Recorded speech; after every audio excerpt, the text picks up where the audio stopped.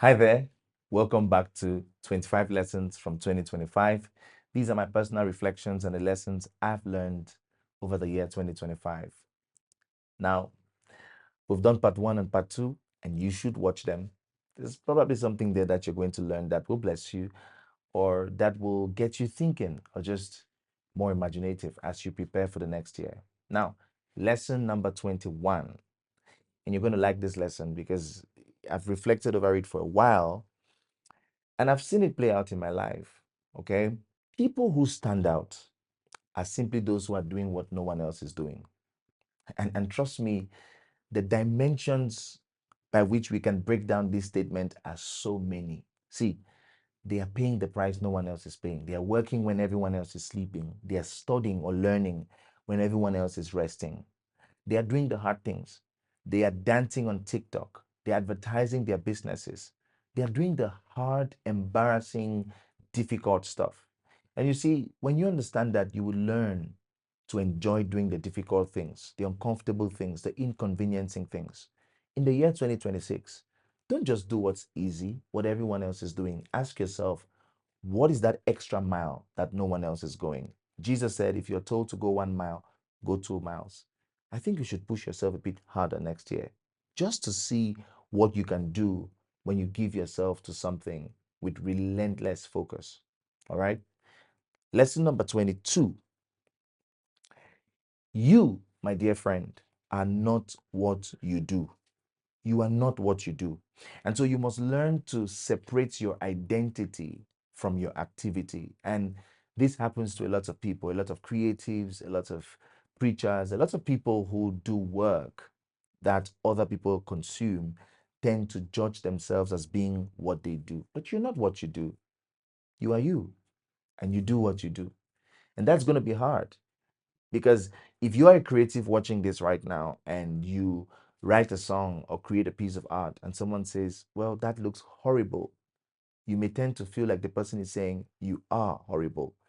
Learn. And this is going to be hard. And I say this as a creative myself, learn to separate what you do from who you are and give people the freedom to evaluate what you do, to give you relevant feedback, and to help you grow. Okay. Lesson number 23. Okay.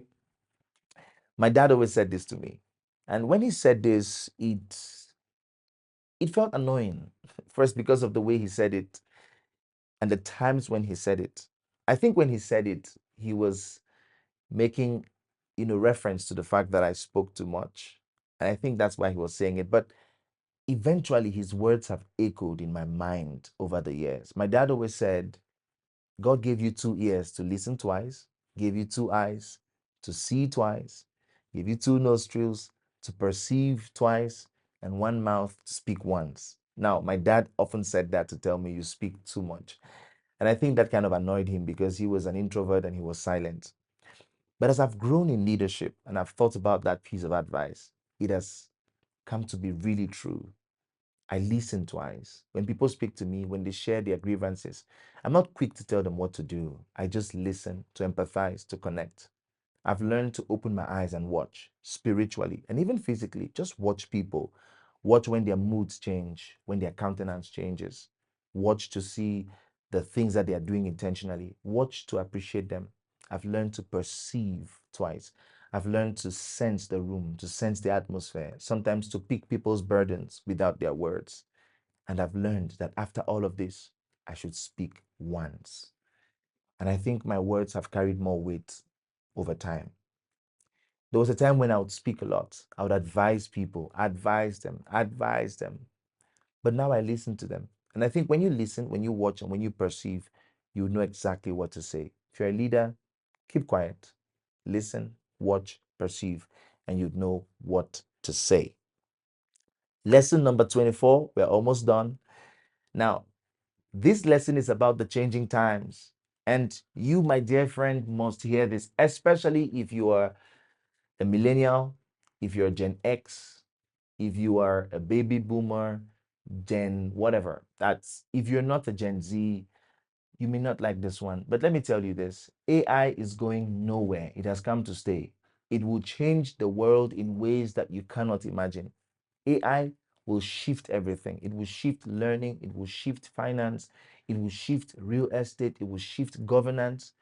We have spent our time over the last 100 years preparing for a physical world, physical relationships, physical activity. AI is creating something new, a virtual world where people are falling in love with ChatGPT. I know many people personally.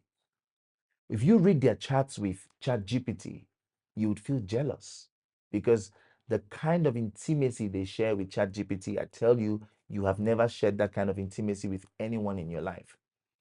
I know people, and there have been reports of people, of children, 12 years old and younger, who committed suicide because AI told them to do so. That's sad, but AI is going nowhere. And so prepare for it, learn it, practice it. You see, maybe in a far future, AI will take over the world. Maybe. I can't speak to that. But here's one thing I know. In a much closer future, and now, it is people with AI who will take over the world. They would move faster, they will move better, they'll be more efficient, they would learn to incorporate it into their work, and it will produce better outcomes for them. Use AI, it will help you. In 2026, don't pretend. Stop Googling things. Use AI and learn to use it at its full potential. Okay? Just give yourself to learning AI. Lesson number 25, last but not the least. Maybe there are more lessons, but just going to stop here for now.